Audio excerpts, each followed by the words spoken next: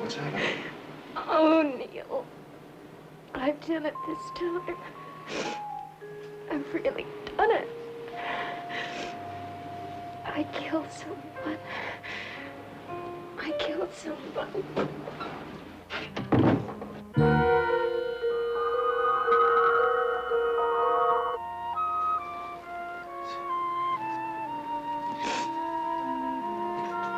All right, now, from the beginning. Who did you kill and how? A woman. I don't know who.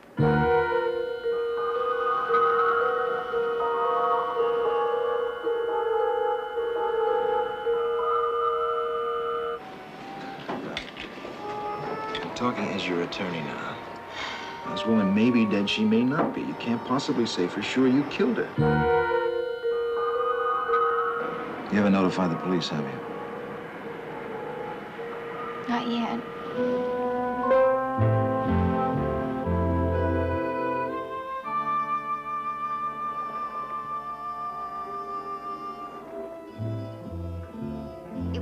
It was here, Neil. Well, it wasn't towed away. I don't think the police have been here. No burn marks on the road, so nobody put on any flares. No, it was right in front of this landing. It was here.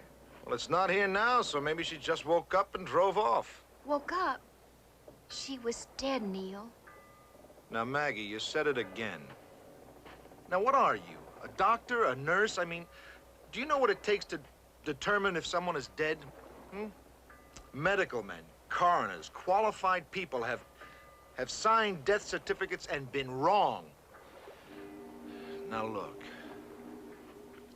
Come here. Now, you were drinking. Maybe she was, too. Maybe she decided to pull over the side of the road and sleep it off. Oh, no, I hit her. I didn't dream it, Neil. Maybe I didn't kill her. But if I didn't, who did? Oh, Maggie, will you stop it now? You're beginning to fantasize. Then why didn't she or someone else call the police? There are a lot of reasons why people would rather pay the damages than admit where they were, who they were with, what they were up to at the time of an accident.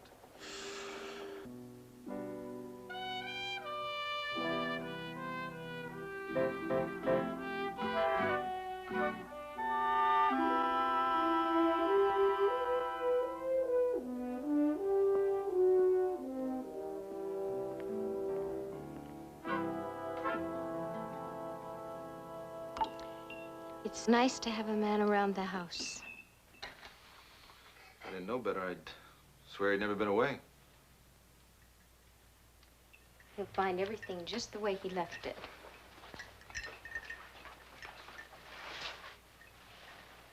Cheers. Maggie, isn't it time you faced it? Jim isn't coming back. He's still my husband. Somebody else's. No. Whatever he cares to call it. What he has with that woman in Mexico. That's not a marriage. Oh, she seems to think so. She has to. She's having his baby, Maggie.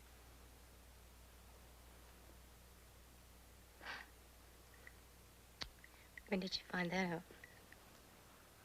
I had a note from Jim last week. Oh, and you didn't tell me? Would it have made a difference? You think I'm holding on to him for spite. I think I'm doing what's best for Jim. Listen. What good can come from hanging on? If If it doesn't work both ways, it doesn't work. You got so much to give, Maggie. You got your whole life. I have nothing. If I don't have a marriage, I'm sorry, but that's the way I am. I'm super square and out of sync with all that's going on. I marry once, and that's for life. Which happens to be my business and not yours. Sorry. Just trying to help. Well, then help me where I need it, Neil. What about tonight? That woman, that car. What shall I do? Look, I told you to forget about it. Unless they get in touch with you, you're well out of it. Neil. I'm scared. Maggie, it's my cab. I gotta be in court in the morning. Good night. Neil. I don't want to be alone. You'll be all right, Maggie.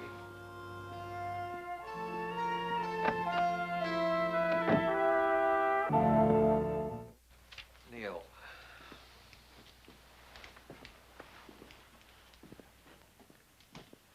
Neil, were you with Maggie Lewis last night? What? Taxi picked up a fare at her address at 3:15 a.m. and dropped the fare off at your address. By the time, Paul. It was me. What's so important about it? 40 minutes after you left her, she killed herself.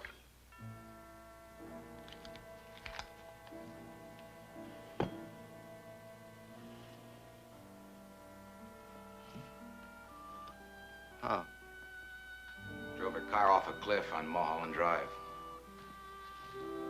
We, need a positive identification. Do you have time for it now?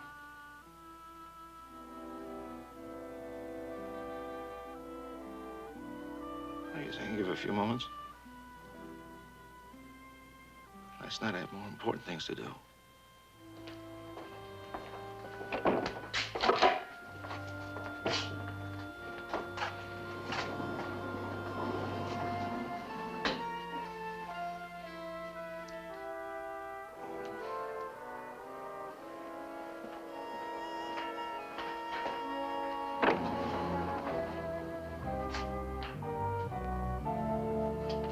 I think Maggie was killed because of what she saw, right here.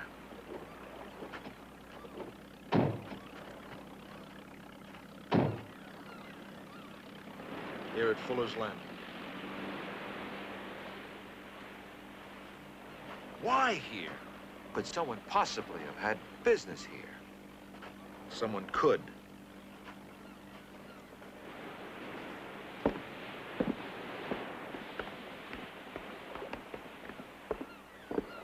No place else to go. No other reason to be parked out there, exactly Unless there you in the middle of the run night. out of gas and gonna get some. Or you've spent the whole day on the boat, and your wife is already dozing off in the car. While Or you've I got have a on the dead hatches. body in the car, and I want to get rid of it. I want to take it out and sink it in the ocean, sink it very deep. Now, why do I park there? You need a boat. I do. Of course, I want to know who all these boats belong to. Are you speaking now as Neil Darrell or as the Phantom of the Waterfront? You don't believe it either. Neil, look. I believe Maggie hit a parked car. But I don't believe the woman she saw was dead. I believe she was much more likely, unconscious, or stoned, or even drunker than Maggie. You're saying all the things I said to her before she was killed. That's coincidental, but not surprising. You know, you were much more objective then than you are now. All right. All right, but suppose there is a dead woman across the street in a parked car, and whoever killed her is getting ready to use one of these boats. Now, he's looking for one that can be started easily, maybe his own, or one he's familiar with, a friend's boat, maybe, and then he hears a crash. He can't see what's happening from here, but he wants to know. He wants to run, but he can't.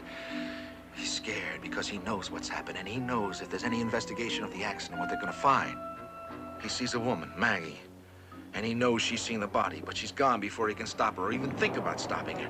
He's beginning to panic. Oh, he's as frightened as she is, and he doesn't know if she's alone or expecting company or... Anyway, he has to find out. He's sure she's gone for the police. He's sure she'll remember his license number. He doesn't know who she is or how to keep her quiet. And then he sees the note. Maggie, poor lonely Maggie left a note with her name and address on it. She might as well have left him an invitation to kill her. First, he gets rid of the body. Then he gets over to Maggie's house. Somehow he gets inside.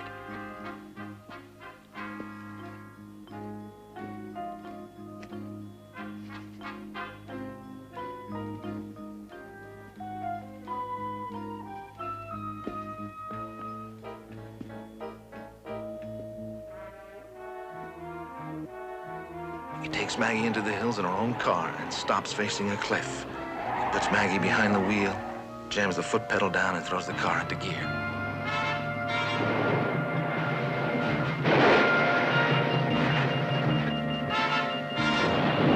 Now, isn't that possible?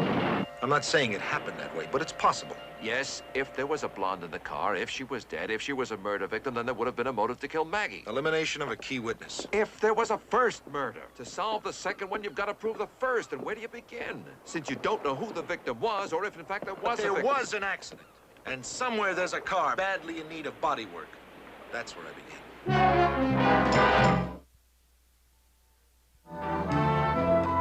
Yes, Ed. Yep. And to you and your wife. Always nice to have a few friends on the force. Every body shop in the area will be checked, all insurance claims will be processed, and you'll have a report on any compact foreign cars, dark green or any shade of green, that comes in for repairs to its rear end. Thanks, Walt. What about the blonde woman? Nothing yet, but if one turns up, dead, missing, in or out of a camel's hair coat, you'll be the first to know. There's nothing more they can do at this time. Must be something more I can do. You can do something for yourself, Neil. Ease up. Yes? There's a Mr. Lewis here to see Neil. Who? Mr. James Lewis. That's Maggie's husband. He says he doesn't have an appointment, but he has to see you. I'll see him now. Yes, Neil, I'll send him right in.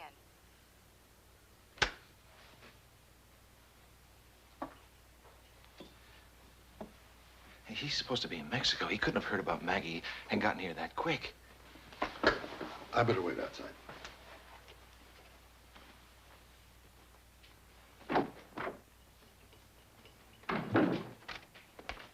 Hello, Neil. Surprised? Yes, I am. How long have you been in town? A few days. Doing what? Oh, warming up to a showdown with Maggie about that property settlement. You haven't seen her? No. No, I thought I'd try seeing you first. She listened to you before I came along. Yes, she did. Look, I know you don't like me, Neil, because I... You don't have to tell me why. I know. All right. I admit I'm not the man for Maggie. You believed it then, I believe it now. I thought maybe between the two of us, we could make her believe it. It's nice to see you haven't lost your humility. Look, you have got me all wrong. Now, I don't know what it is I've got that she can't do without, but why? Why can't she let me go? Didn't she ever tell you, Jim? She told me last night. She said, I marry once, and that's for life. For life? What is that, a marriage or a sentence? How long do I have to pay for one mistake? I married her, didn't I? That's punishment enough. She doesn't give a damn about anything or anybody but herself. Oh. You're in luck, Jim. Maggie's dead! Now, isn't that terrific? You're off the hook. You can marry anybody you want, legally.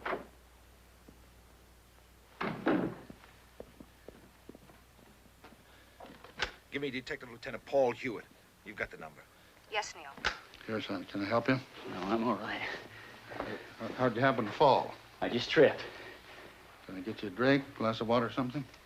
Yeah, a glass of water. Yeah. Make you feel better? How about you? Worse. Look, you've got a pretty good case now if you want it. Assault with intent to commit great bodily harm, and we can settle out of court right now, and you can hit me back. Forget it. Just tell me about Maggie. How'd she die? The police say she killed herself. I think someone killed her. You're the best candidate. Me? Yeah, that's right. You certainly had the motive. But until you walked in here, I didn't think you had the opportunity. Lieutenant Hewitt, I've got a call into him. He's in charge of the case. I think he's going to take a different view when he finds out you were here in town and not far away in Mexico. And I'm supposed to wait around here to get arrested. To be questioned. You object to that? What do you think about it, Mr. Nichols? Son, I think you need a lawyer, but not this one. He's inclined in this case to be somewhat less than objective.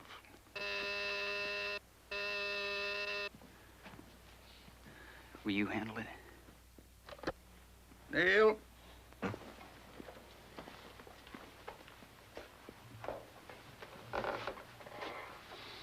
Hello. Oh, yes, Lieutenant. This is Walter Nichols. Jim Lewis, Maggie's husband, is here at the office with me. Seems he was in town last night, after all. Thought you might want a statement. Mm-hmm. You do. Fine. I'll be with him, yes. I'm his attorney. What's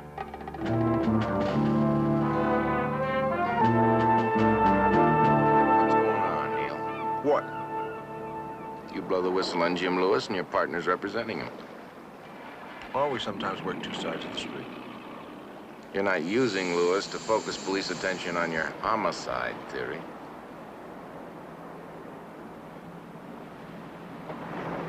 I notice you don't sound so positive today, and there was suicide.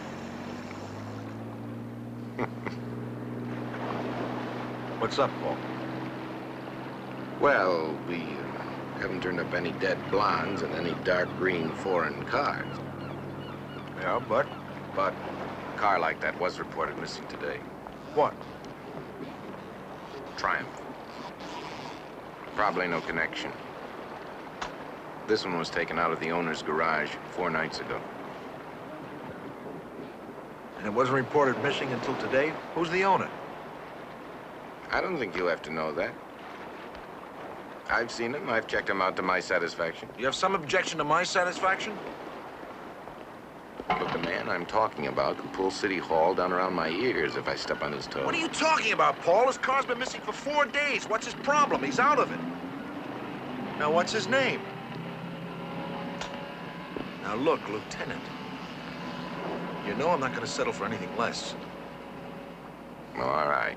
Maybe if I tell you, you'll understand why you have to leave it alone. Sternwood. Who? Sternwood.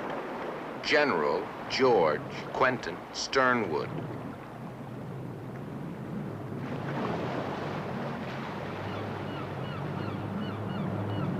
Retired, now president of American Dynatronics.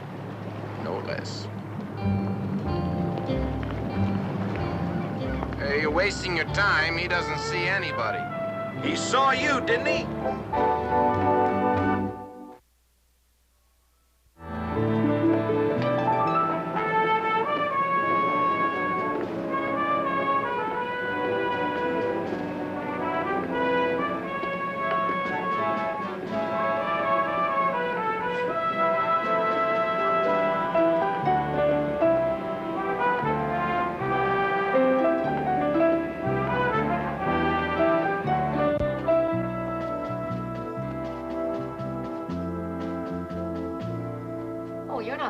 Here this morning. Well, that was Lieutenant Hewitt. My name is Darrell. I'm following up on the case. Do you think you'll find the car? I think I'm getting warmer, but I do need a few more facts in order to proceed. The general can give you 5 minutes before he goes into a very important meeting. And with the general, that's 5 minutes. So if you feel you need more time... Oh, that'll be plenty of time, thank you. I don't know what I can tell you that I haven't told the other man. Don't you fellows consolidate your information? I'm sorry, General, but I'm just getting into the case, and... Well, there are a couple of points I'm not quite clear on. Such as? Such as why you waited 4 days before reporting the car as missing. I hope I don't have to tell this again. I dislike duplication of efforts. Sit down, young man. Thank you. The car was taken from the garage of my summer house on Lake Sheridan. I thought my daughter Linda had taken it. I didn't report it to the police because I didn't want her in trouble again. Again, sir? You don't know about my daughter either? No, sir, I'm sorry. I'm not. In fact, the less notice she attracts from policemen, the better I like it. Anyway, and this is off of the record, please. Yes. My daughter is not one of my most spectacular successes. She seems determined to pull down everything I've built up in a lifetime. Oh, I'm sorry, young man. This is hardly relevant. Well, anything might be. You said she was in trouble with the police. They've been good enough to keep it quiet. Naturally, I'll expect you to do the same. Of course. Well, I dare say she's tried it all, the whole drugstore. This was marijuana. 6 months ago, she was driving the Triumph. Stoned out of her mind, I think the term is. Anyway, thank God something impelled her to pull off to the side of the road, sleep it off. That's how the police found her. Just sitting there, passed out in the car? She could have been killed or caused a terrible accident. Excuse me, sir, but is she in the habit of doing things like that? Who knows what her habits are now? I take it she doesn't live at home. She has forgotten the word, home. And family, she has a new definition for that, too. A pack of potheads stuffing up on health foods in some communal sewer. But she doesn't have the car. How do you know? After the incident, I took it away from her. That's when she left home. But she still had the keys, so when the car was missing from the garage 4 days ago, I assumed she'd come and taken it. Well, what changed your mind? She called me a couple of days ago, I guess. And I asked her. She didn't have it. Forgive me, but because she told you so? My daughter does not lie to me. She doesn't obey me, but she never lies. I see. General, is your daughter a blonde? What's that got to do with it? Well, maybe nothing. Is she? Her hair is reddish blonde, red or blonde, depending on the light. How does she wear it? Long? Don't they all? What are you getting at? I'd like to talk to her. Oh, what's the point? I've told you she doesn't have the car. Maybe she knows who does. Young man, I can't begin to make this point strong enough. My daughter does not lie to me. She may know something, sir, without knowing she knows. She's at a place called, can you believe this? Peace on Earth. You'll probably have a very easy time finding her by the smell of burning grass. Thank you very much. Do you have a picture of your daughter? Yes, I do.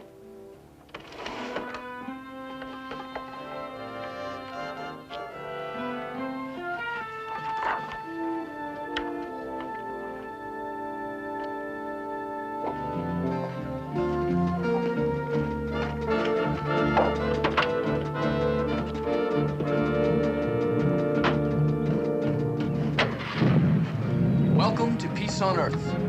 Lay a track.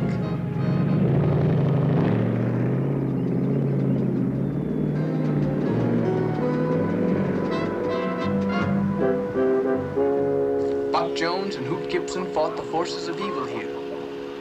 Black hats and redskins bit the dust. But peace on Earth has come.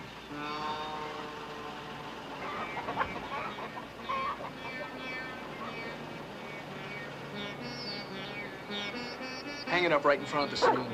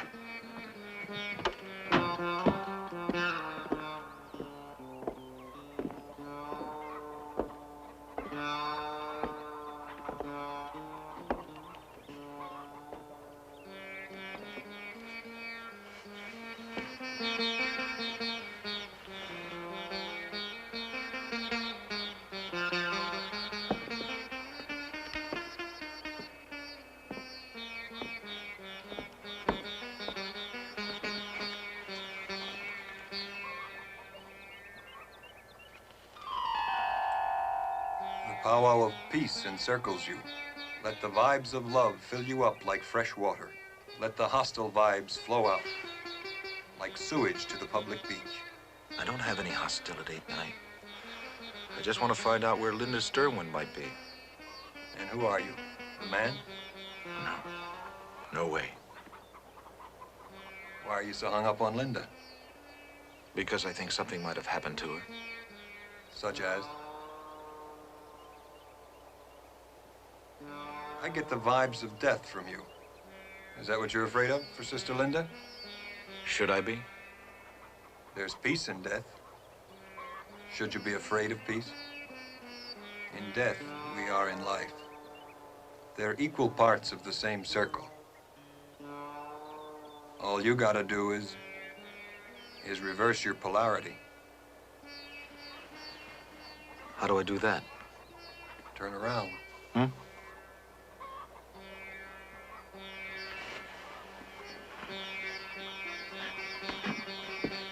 Miss Sternwood, I presume. Made you think I was dead? Oh, that car, huh? Oh, that's what this is all about. It's a car. Does my dad really think I'd take it or anything else of his? No, as a matter of fact, he didn't. Because you said you didn't. Well, what makes it your business? Well, Linda, I'm a lawyer. The night before last, my client was involved in a traffic accident with a car that we think might be your father's. The car's disappeared. Hit and run? Oh, now look, I haven't seen it. Relax. I'm not sure. Nobody's sure if it was your father's car. If we could find it, we could probably prove that it wasn't. Thereby clearing dear old Dad of nasty old suspicion. Which we can't have hanging over his head now, can we? Since he's about to get himself married to $17 million. Is that? Oh, I keep forgetting. You wouldn't know. Like you keep telling me, you don't work for him. That's right, I don't. Now, who's he gonna marry? Well, there aren't too many ladies in the marketplace with 17 mil to buy a general with. Does sort of narrow the field, doesn't it? Like to one. I suppose I should know the name. Frances Ann Buford. Yeah. Maybe she took the car. Isn't it possible? If you're serious, no. She's just getting back today from Paris. Oh, and it wasn't anybody here either. We've all taken an oath to avoid machinery. Kind of an industrial revolution in reverse. How do you get around? On wheels. Oh. Isn't that consorting with the enemy? Can't consort and stay enemies. Which reminds me, I need a lift into town. I won't smuggle dope or haul a rape. Got a lift. Now you're making a symbol out of him. He is a symbol. You know how many more there are like him? Former generals heading up industrial combines? Take a guess. A dozen? 100? 200? I don't have to guess. Thousands. Right on. Several thousand ex-Army generals in charge of industrial companies, most of them doing business with the Army. As long as the Army keeps busy, they keep busy. Scary.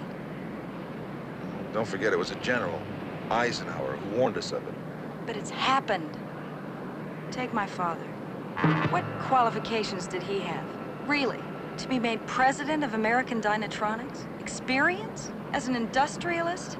He was in the Army all his life. Contacts, command? Or could it have something to do with being an Army procurement officer? In charge of handing out billions of dollars in contracts to companies like Surprise, American Dynatronics? We get the subtle innuendo. Let's face it, Linda, he did have experience. Dealing on that level with top industrial men, he'd have to know materials, methods, costs. Why shouldn't he land a job like that? No favors asked. If you really do believe that, then really do. It's sort of sweet. Oh, come on, don't make it tougher for me. I'm fighting a temptation to hate your father on principle. Look, I'm as anti that whole thing as you are, but I keep trying to remember he's a man, not a symbol. How'd you like to hate him as a man? I do. For what he did to my mother. He lied and cheated on her and psyched her out with that blonde of his. Blonde? What blonde? His girlfriend, for want of a heavier word. When was that? It all started when we were stationed in Houston. How long did it last? Forever.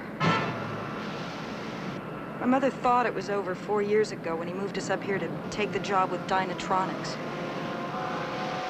It was about 2 weeks before she found out the truth. He'd moved his girlfriend up here, too. What's her name, this blonde of his?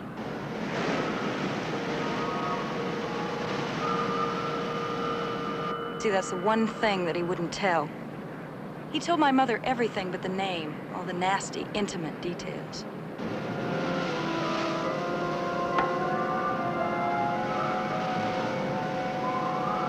He said that he wanted out of the marriage, but that he didn't want this lady's name dragged into it.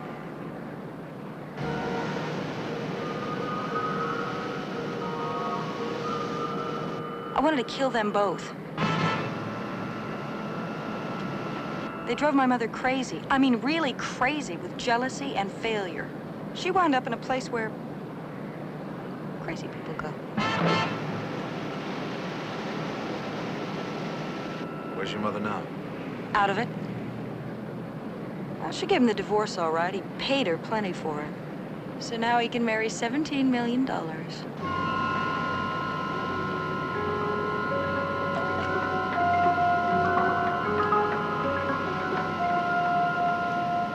What about your mother? You think she'll marry again? Never. She's back in Houston now. She keeps herself drunk, you see. That way nobody ever really knows if she's gotten all of her mind back or only just part of it. You wonder why I hate him?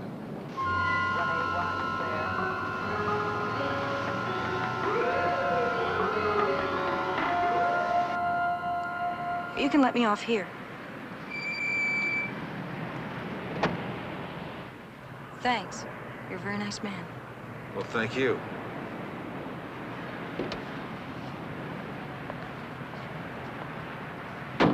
Hope to see you again. You gonna be in town? Well, tonight anyway.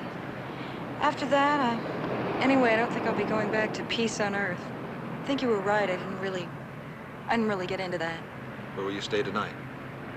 I don't know. I'm meeting someone. Oh. It's his last night of freedom before dehumanization. How's that? He's being inducted into the Army. Oh. Well, keep the faith. Yeah, you too. Hope you find what you're looking for. I hope you do too, Linda. All of a sudden, I don't want you to go. Well, don't say that. I'll stay. Just like that. Why? Well, because someone asked me to stay once, and I didn't. And I should have.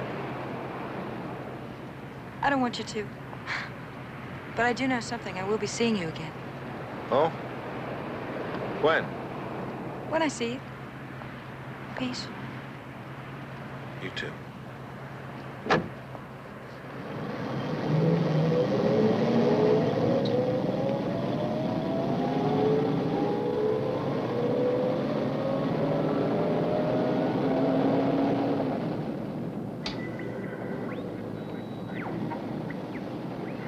Which the communists consider to be still another threat to peace in Southeast Asia.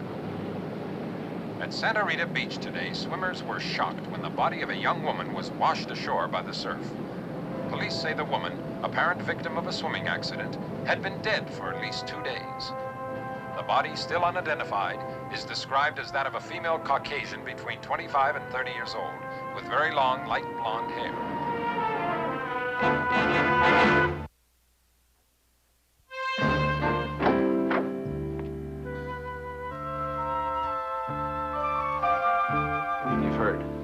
Yes, Neil. I've just gotten off the phone with Lieutenant Hewitt. And?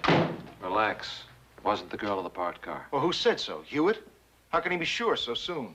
Well, this one died of drowning, and that's pretty hard to do in a parked car. Now, moving right along. Now, wait a minute, Walt. Just because she was found on the beach in a bathing suit doesn't prove she was drowned. Couldn't she possibly be... Neil, she was drowned.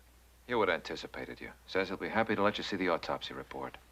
She was not put in the water dead. She was not dead in a parked car before she was put in the water. All right. That's what she wasn't. Does anybody know who she was? She's been identified. Her name was Ellen Stevens. She was an interior decorator. Who made the identification?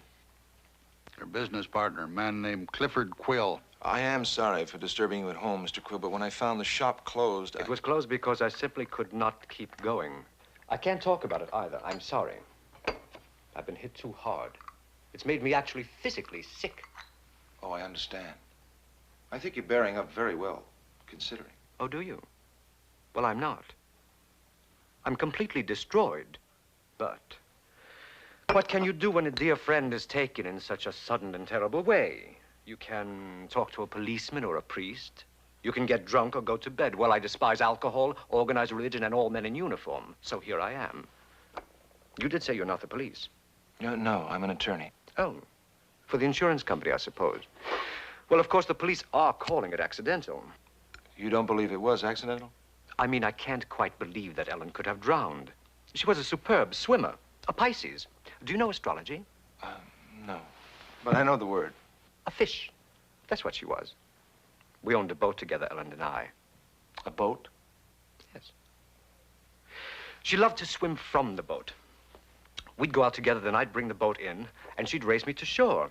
A mile or more. And she was always there first, laughing and asking what detained me. Where do you keep this boat? At a place called Fuller's Landing. Now, Mr. Quill, think hard.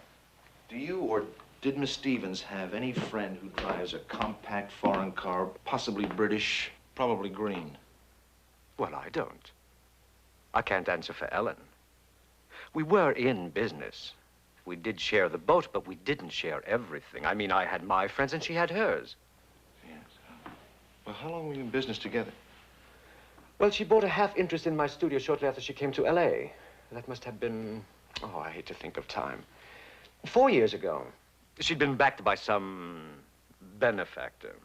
But she did know the business. She had a shop of her own in one of those grim little places like Fort Worth or Dallas or some such primitive community. Houston? Oh, that's it. How did you know?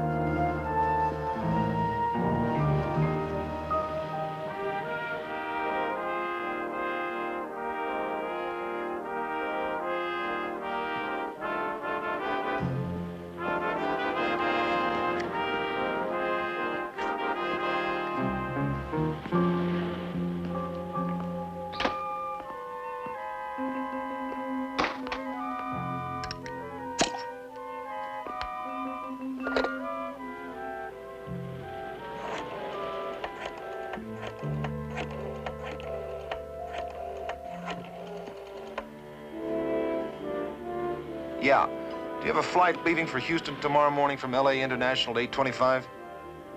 Yes, it would. The name is Darrell. Oh, dear. D as in David. Yeah. What was that flight number again? 207. No, I'll be on time. Thank you very much.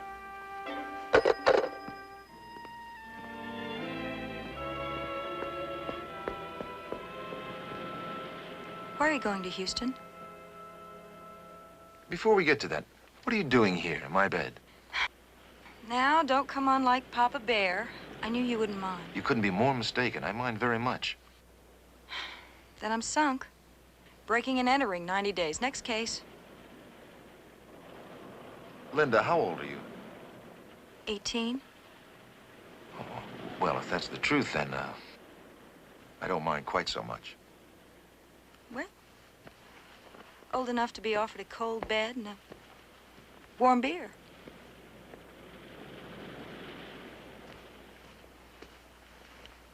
Oh, I hope this isn't your last one. Oh, no, I think I can spare another beer, but, how do I explain if someone, suddenly calls on me and wants to know why the daughter of General George Quentin Sternwood is in my... What are you so uptight about? You didn't seem to object this afternoon when I said I'd see you again. Yeah, but you didn't say when or how. Now you know. I didn't have any place else to stay. I was lonely. Didn't you have a date tonight? He couldn't make it. True. You see, he called a coffee house where we were supposed to meet. He was only allowed one telephone call, so he telephoned me. Wasn't that thoughty? One call? Where was he, in jail? Yeah, pretty good excuse for getting out of a date, isn't it? What's he in for? Oh, did I tell you about his being inducted tomorrow in the Army? Oh, no. You mean he didn't want to be? Held up a liquor store and got himself caught. For what? To keep out of the Army? Well, they won't let him in, will they, after he's served his time? Now, that's smart thinking. What a clever dodge. Armed robbery. Even if they would take him in, he'd probably be too old by the time he gets out. Yeah. Looks like he needs a smart lawyer, huh? Uh-huh. That's what you're doing here. So you admit you're a smart lawyer. And I'm a smart girl, which is why he telephoned me. And I thought you came here because you found me irresistible. Well, there's still the matter of your fee. I haven't taken the case yet. But you will. I sort of think. Am I sort of right? I'll sort of let you know. When I get back from Houston. Which brings us back to the first question. Why are you going to Houston? You lied to me, didn't you? When? When you were asking me all those questions. You said you were looking for my father's car. Or maybe I took it, or maybe I knew somebody who had. None of that was the truth, was it? It was all the truth. It wasn't the whole truth. I told you that my father's last command, before he became president of American Dynatronics, was in Houston. It's not his car you're after, is it? It's him. Why? What are you trying to prove? You know, I get the feeling you're out to destroy him. You know, you lied to me, too. You told me you hated your father. Let me prove it. How can I help you? I'm sorry, I can't accept that. He may represent everything you're in protest against. The war, the military-industrial establishment, all of it. But he's still your father. He's exactly what I said he is. I can't think of anything in the world bad enough to wish on him. Oh, I can. What? Me. If I'm right about him. Tell me what you suspect. Maybe I can save you a trip.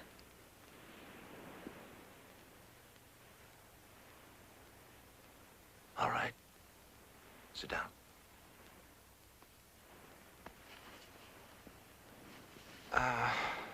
Two nights ago, you remember the fog that night? A woman named Maggie Lewis was driving along the Ocean Road. And she smashed into the rear end of a parked car. She was leaving a note with her name and address on it when she saw someone in the car. A woman. A blonde. And apparently dead. Now, Maggie was once a very special friend. She came to me in a panic, afraid that somehow she had killed the woman in that other car. But when we got back to the scene, the car and the woman in it were gone. I told Maggie she must have made a mistake. The woman must have recovered and driven away. In any case, Maggie did all she could by leaving her name and address. Maggie was sure the blonde had been dead. Now, she was afraid that someone had killed her before Maggie hit the car. I told her she was imagining things, but she was scared. She asked me not to leave her alone that night, and I didn't take it seriously. I did leave her alone.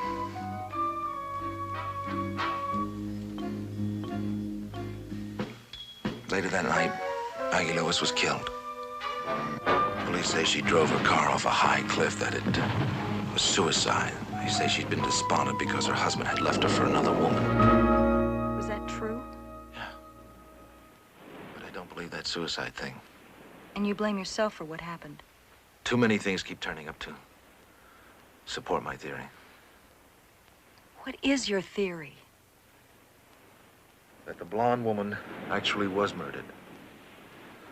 That Maggie did see her in the killer's car, and that she was the only witness who could connect the two, and that the killer reached her, killed her before she could talk. So what's all that got to do with my father? Today, your father reported a stolen car, missing 4 days. Answers the description of the car Maggie hit. A lot of cars would. I mean, even if it was his car, if it were stolen... I questioned him. He assumed I was from the police. I got the impression you might have taken the car. I questioned you, and you told me a thing or two about the general, such as when he was stationed in Houston 4 years ago, he had a mistress, a blonde. Oh, that's reaching pretty far. I told you, none of us even knew her name. Today, the body of a young woman, very blonde, name of Ellen Stevens, was washed ashore at Santa Rita Beach. Turns out she owned a boat, which she kept across the street from where Maggie Lewis hit that car. The one that answers the description of your father's car. That doesn't... And Ellen Stevens came to Los Angeles 4 years ago from Houston, Texas. She's the one? The one my father was keeping back there? I can't say for sure. That's why I'm going down there. To find out one way or the other. Oh, she is the one. And if she was in my father's car that night, then... Oh, he really had the motive, didn't he? He's gonna marry a woman with $17 million. I'd say that's motive enough for getting rid of an obsolete mistress who may cause trouble. Do you realize what you'll have done if you're right? Yes, and I'm sorry. But only because he's your father. And that's not what I mean. He is so powerful, he's invulnerable. And if you accuse him, you're gonna be in more danger than he is. Will you let me stay here tonight? After what I've just told you about Maggie? How can I refuse?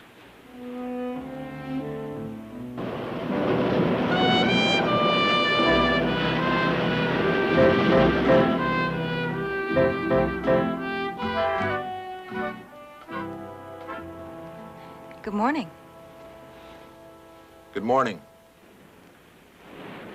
Do I smell coffee? Yeah. Why don't you go back to bed? It's early yet. I gotta be leaving and catch that plane. Okay.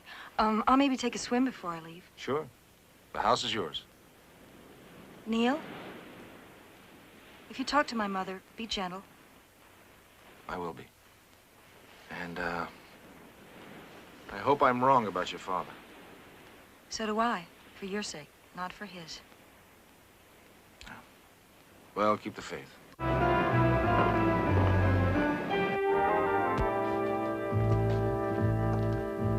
Mr. Jurgens, Mr. Hamlin, you're to report back to Central Security.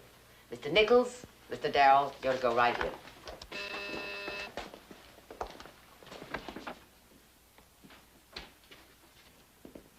Thank you for coming, Mr. Nichols. I'm General Sternwood. I wanted you present for this. Your reputation in law has always been above reproach. Thank you, sir, but that's not quite accurate. I've been reproached quite frequently and often justly. You may have been unconventional, sir, but never, I'm sure, unethical, which doesn't seem to be true of your associate here. Just a minute. I see there's a record being taken of the minutes of the meeting. Are you accusing me of some unethical practice, General? If so, would you identify it for the record? We will most certainly get to it, young man. Of course, all in good time. But first, I'd like to say hello to some distinguished colleagues. Mr. Ralph Semple, Mr. Edwin Carlisle, and Mr. Howard Marks. My attorneys. Congratulations.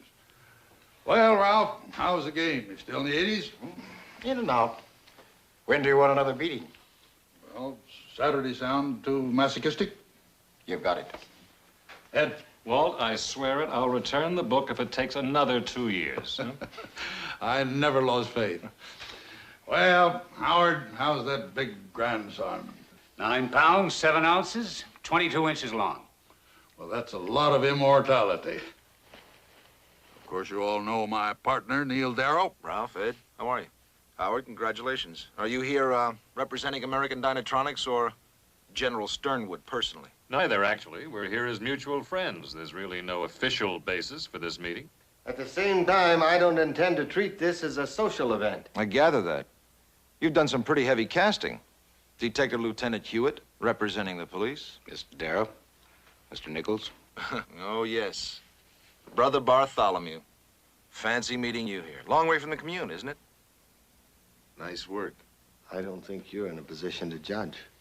Just what position do you think he's in, General?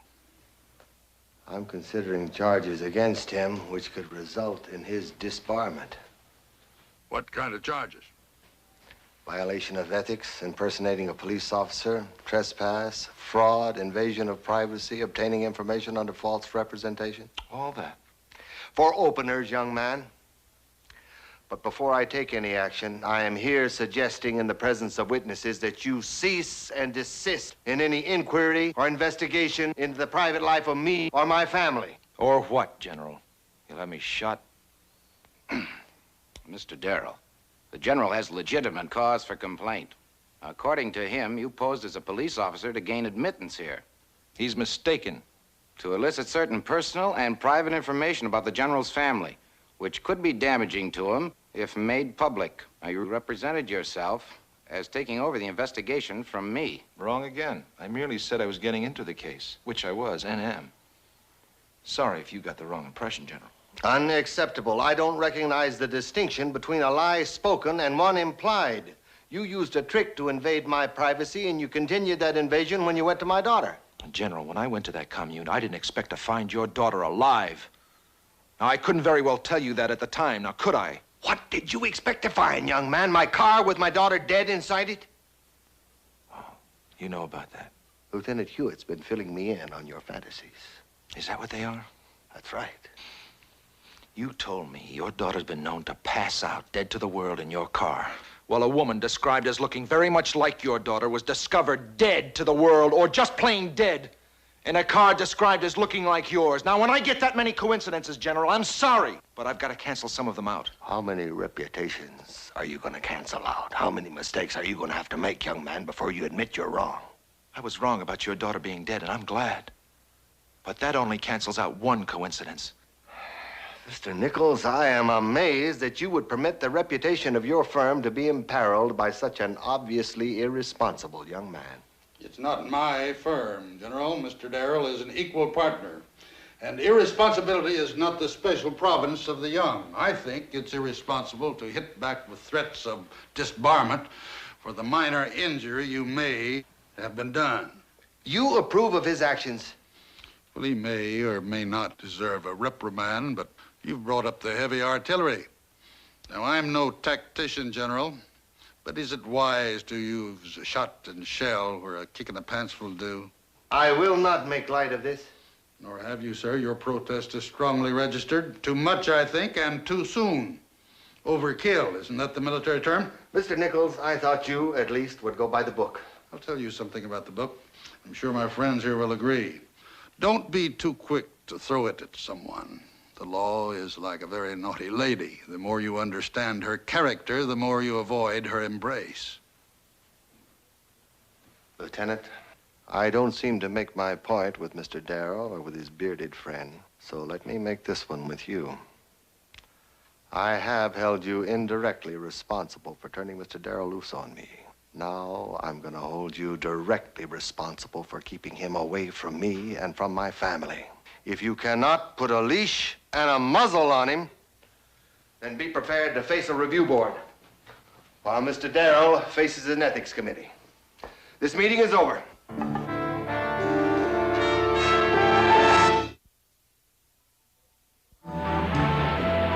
Look, Neil, I don't like his ultimatums any more than you do. But he can back them up. He's got the power. Then what's he afraid of? Publicity. He can't afford to have all this stuff coming out now just before the wedding. What stuff? The family, the dirty linen. His daughter's a drug dropout, a peace freak. His ex-wife's an alcoholic. And his ex-mistress is dead. Who says ex-mistress? Now, you prove that. Prove it? That's why I'm going to Houston. Publicity. I'll give him publicity. I'll prove that Ellen Stevens was his mistress, that it was his car Maggie hit, and that he killed them both. I don't think you're going to do that. I think you'll be very much smarter and do what the general said. Get out of his life. You know, I was never very good at taking orders, and when I did, it was from the Navy. Fine. So you want to pin a double murder on a man just because you don't like his branch of the service. Well, drop it, Neil, or I'll personally put you away for interference with the police. Interference? You're not even working on it. You're calling Maggie's death a suicide and Ellen Stevens an accident. Not anymore. What's happened? Well, we followed your suggestion about the autopsy. Turns out the water in Ellen Stevens' lungs... It wasn't salt water. That's right.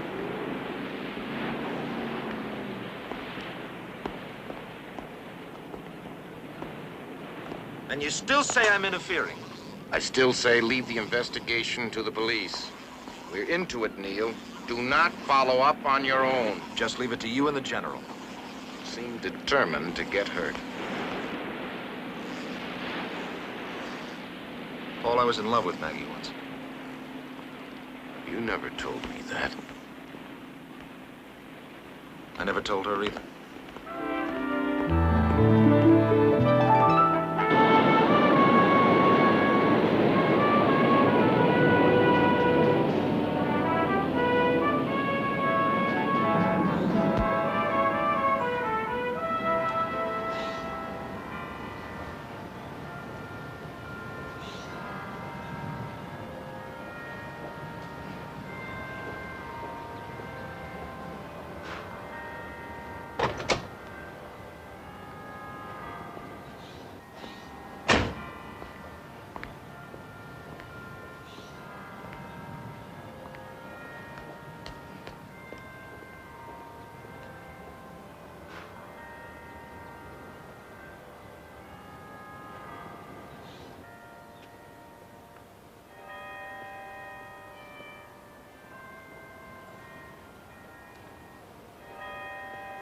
Mrs. Sternwood, if you could remember anything, anything at all. But I do remember anything. Anything at all. You are interested in obtaining information concerning a person who you said was drowned in Houston. Who lived in Houston, was drowned in Los Angeles. Ellen Stevens. That doesn't ring a bell, does it? Ellen Stevens.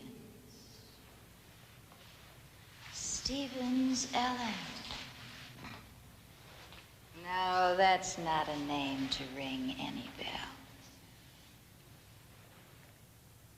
Dead, you say?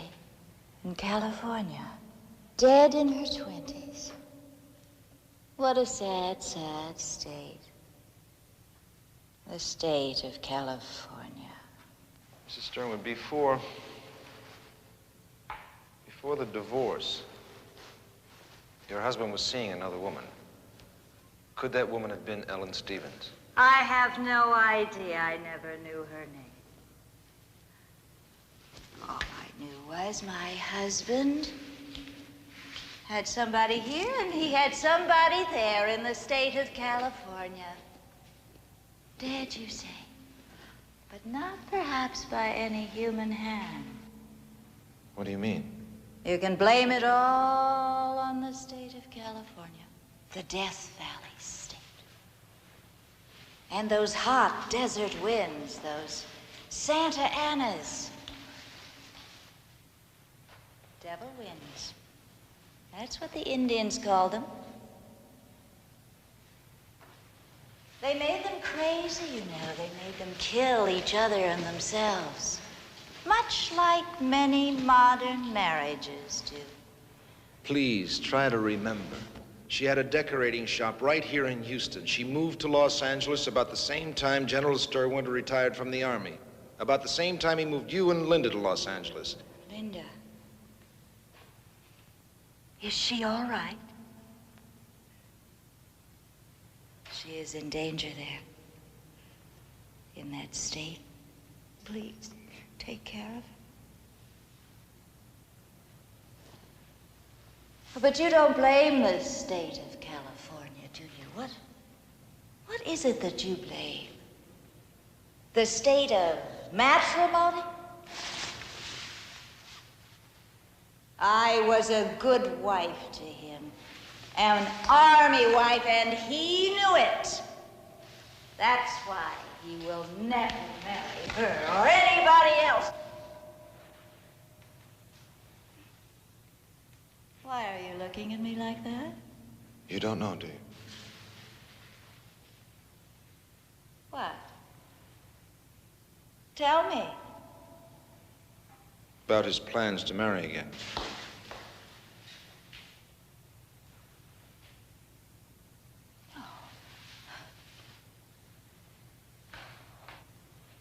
Tell me, who is she?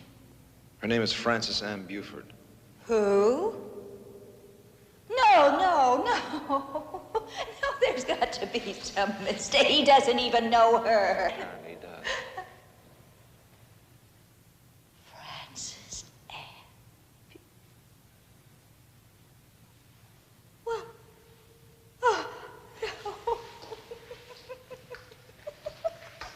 This is insane. No, she isn't that little sort of backstreet nobody that he was having before the divorce. She is a somebody. Yes? Before, when I told you he would never marry again, I really did think he would, but I expected him to marry that sordid little nobody. No. This is an entirely different woman. And she, whoever she was, she expected it too, and that's what's so delicious. What makes you think she suspected it too? He boasted, you know. He told me once that he shared everything with that woman. He had no secrets from her.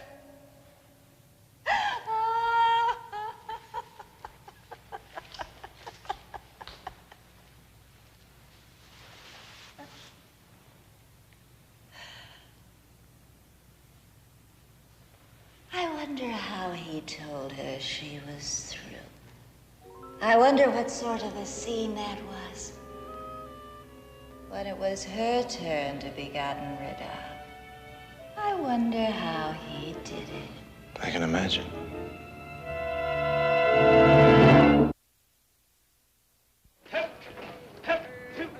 Ellen Stevens. No, as far as I know, I've never even heard the name. I'm sorry, General Thorne. I was under the impression that Miss Stevens was acquainted with the commanding officer here. Well, at the time you mentioned 4 years ago, that wouldn't have been me. That'd been General Sternwood. Oh. Then it was General Sternwood who knew her. I couldn't say. What are you trying to establish? Just the identity of her financial backer. You see, she left no will, but she did leave a half interest in a rather lucrative business. You implying that this backer, as you call him, could have been General Sternwood? Oh, no, sir, I don't know. I've been asking the question of people she knew. Well, I suggest you stop asking. Why, sir? Might prove a needless embarrassment to a very fine gentleman. I take it you know him personally. Since Korea. I was a chicken colonel then. Were you in the Army? No, sir. I was a chicken sailor. Well, let me tell you, he is the best there is. His reputation as an officer is brilliant. His reputation now in industry is impeccable. And, of course, there's still nothing to connect him with Ellen Stevens. Is there? I was fairly certain that he was seeing someone at that time. He was far too fine a gentleman to talk about it. Whoever she was, if it was this Ellen Stevens, she would have been no ordinary woman. Nothing cheap about her. Not for him. Yeah, of course. Oh, I understand he's marrying again. Also nothing cheap. That's another reason I wouldn't ask too many questions that might embarrass him. There's a great many soldiers down here, former soldiers, who would not take it very kindly if they thought you were making trouble for George Clinton Stern.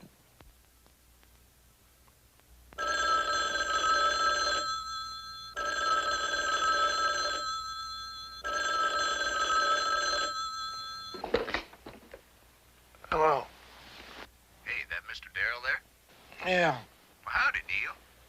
Here to tell you, been asking all over town last couple days about a little old gal named Ellen Stevens. How bad you really want to know that stuff?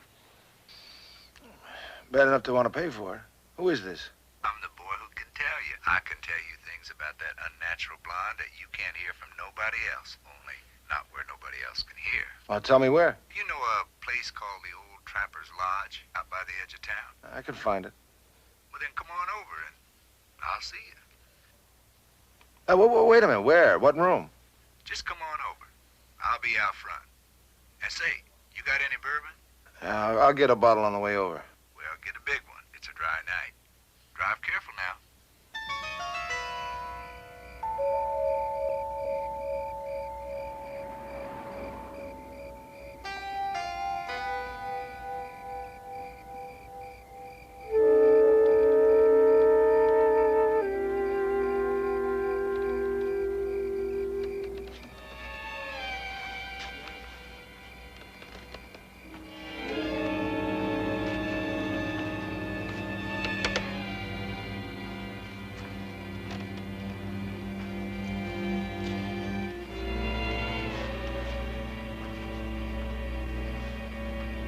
Howdy, Neil. Come on over. Spraddle out and set a spell. Awful hot, ain't it? Yeah. You the man who ordered the bourbon? Oh, yeah. I don't aim to hog it. This here's for share. I even brought the crockery. Oh, thanks, but bourbon's not my drink. Oh, it's gotta be. I don't drink alone. And if I don't drink, I don't talk. Maybe just a show. Hey, there's an ice machine down the hall there. Why don't you take the bag and fill it up, huh? I'll wrestle with this here cork. Good party.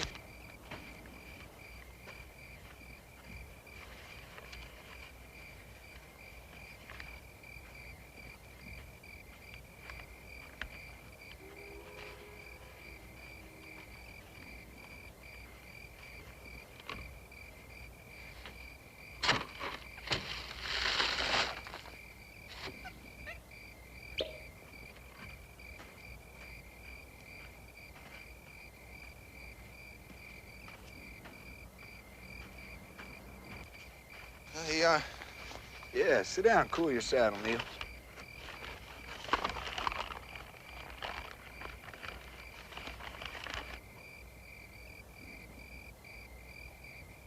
Yeah, one for you, one for me.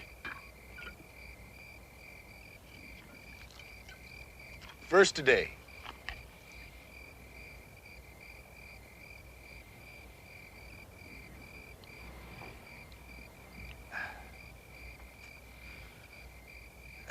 That's real nice. Right, Neil? Right. Sorry, I don't know your name. Oh, hey, it's Bill. Billy Joe Stillman, that's who. Right, Neil? About Ellen Stevens? Yeah, how about that Ellen Stevens? Tell me, what do you make of that woman? What do I make of her? Yeah, I mean, you know, what kind of female do you suppose she is? That's what you're here to tell me, remember? Sure. Sure it is. Ellen Stevens. Ooh, what a gal. You know, I often wonder whatever happened to her. Oh, Billy. I mean, if you got me out here to pump me, you could at least ply me with your own liquor. Now, don't get proddy, Neil. I'm gonna tell you some things that you won't believe. You're doing it now. But first, we gotta loosen up, you know, unlax.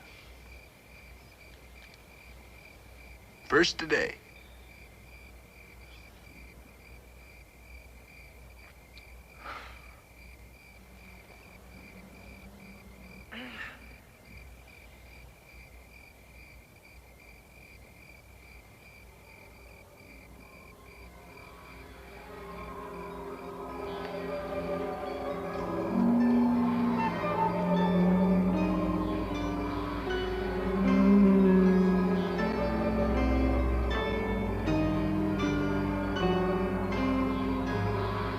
Any minute now, Neil, baby.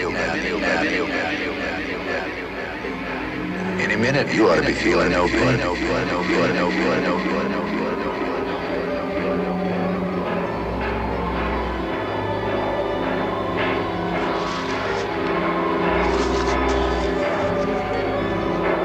But first, we gotta break the ice. Rise, Bill!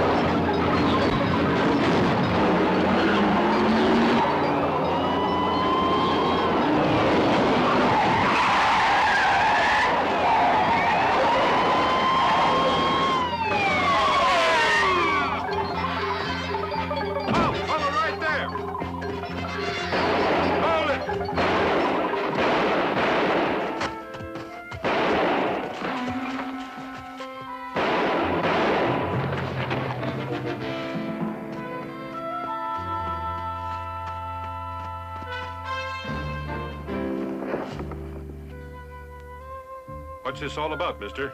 Who's the cowboy? That's what I want to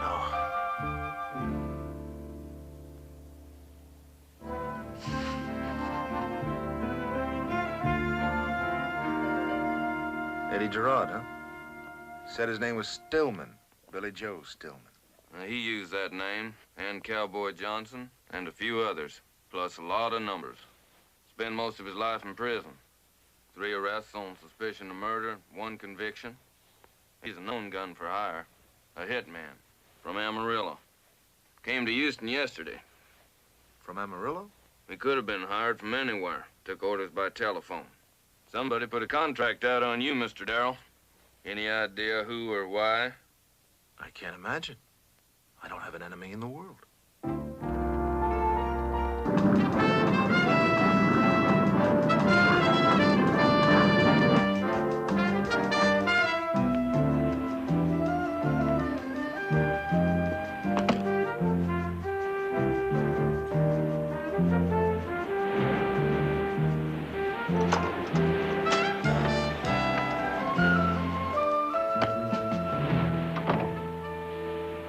I'm improving. Didn't mess up your bed this time. What's with the arm? I'm gonna start charging you rent. Then start suing me for it. Which reminds me, you know that boyfriend of mine who needs a lawyer? Not Look, now, he's Linda. still waiting to hear Come from on, me. help me off with this. I'll try to see him tomorrow. About that arm. Souvenir of Houston. How'd you guess? What happened? I broke my leg. Your leg. Should I ask then why your arm is in a sling? How could I walk with my leg in a sling? Shouldn't ask. Neil, you know what I came here for. What did you find out about my father and his blonde bundle on the side? There are people in those parts who think he had one. But I told you that for a fact. Did you talk to my mother? Mm-hmm. She was sure of it. So sure of it, she tried to kill herself. When was that? 4 years ago, not far from here, she tried to drown herself. My father pulled her out. She never thanked him for it. And you never forgave him? When he gets married, oh, they set the date, you know, next Sunday in Carmel. I'm gonna be there. And when the man says, can anyone here show cause why these two should not be joined together, I'm gonna stand up and scream, ask my mother. Linda, do you really want to stop that marriage? It's him I want to stop. Ellen Stevens could have stopped him. So could Maggie Lewis. Maybe they still can. How? If we can prove he killed them, and I think we can. Together. And you didn't find the proof in Houston. The proof isn't there, Linda. It's here, right here. Locked up somewhere in your head. You're scaring me. Now listen. Ellen Stevens could have stopped your father. Now maybe you were right about him. Maybe he did get that job at Dynatronics by doing favors in the Army. You know, he told your mother he never kept a secret from Ellen. If so, she could have nailed him cold. Now, we could prove he killed her and Maggie Lewis if we can find that car of his. I don't know where it is. I think you do. If you think hard enough. You know the way his mind works. Try to think that way. If he wanted to get rid of a car, where would he put it? Now think! Where would it be? Well, I really don't know. I'd like to help you, Neil, but maybe we've just been both thinking too much about death. Trying too hard to hate. Goodbye, Neil. Can I give you a lift? No thanks. I'm on wheels now. See? Just another sellout.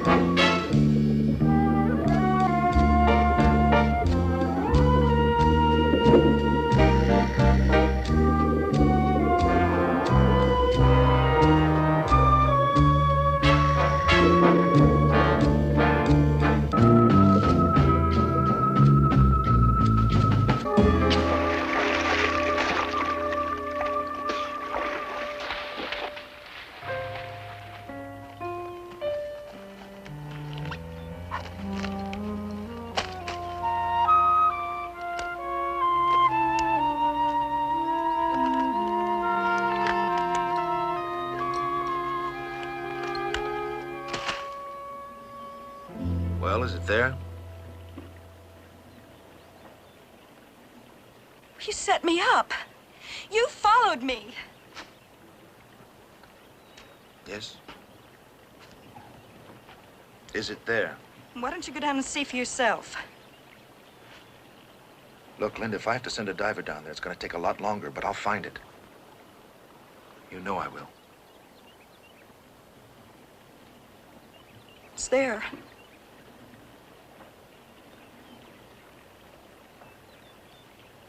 We really got him, didn't we? We tracked him down and we finished him off. You can be proud of yourself. So can I.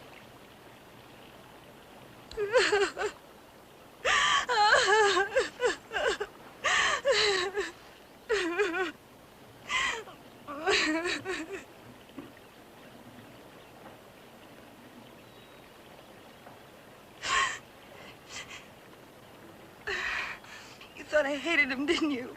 No. So did I. Isn't that a laugh? I don't know how wrong two people could be.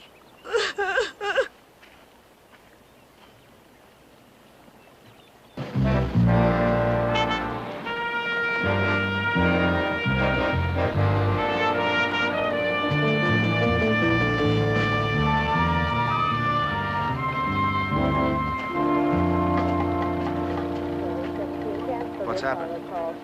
Did they get Sternwood? That's what you wanted, isn't it?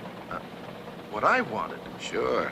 You had to dump a load of guilt on someone, and you chose him and made it work. Now, wait. Self-fulfilling prophecy. How much do you think Mrs. Sternwood paid the late Billy Stillman to knock you off? Who? Only $600.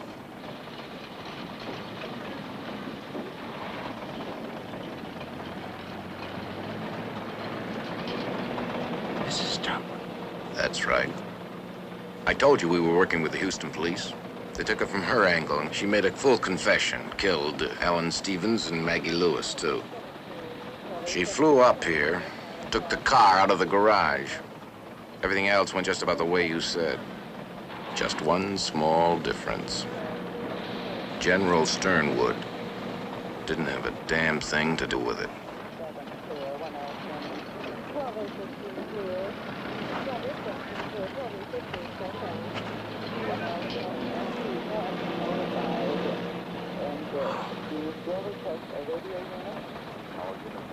They all fit together so perfectly. Because you made it fit, Neil. Ah, come on, we all make mistakes. Mrs. Sternwood made one. She didn't know the general had other plans, so she got the wrong woman. Yeah. And I got the wrong man. Yeah. Yeah, but then, if you'd followed our advice and kept out of it, she'd have gotten away with murder. Twice. Neil, you've hurt yourself as much as anyone. But if the law were to punish us for the crimes we commit on ourselves, I'm afraid very few of us would escape the gallows.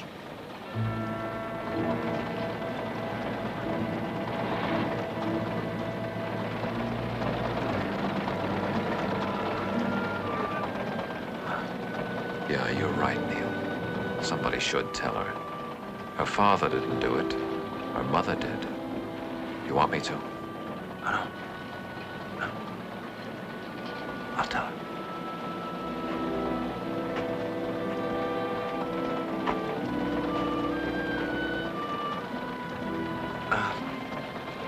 Brian, look, would you take my car back? I want to go back with her. Of course.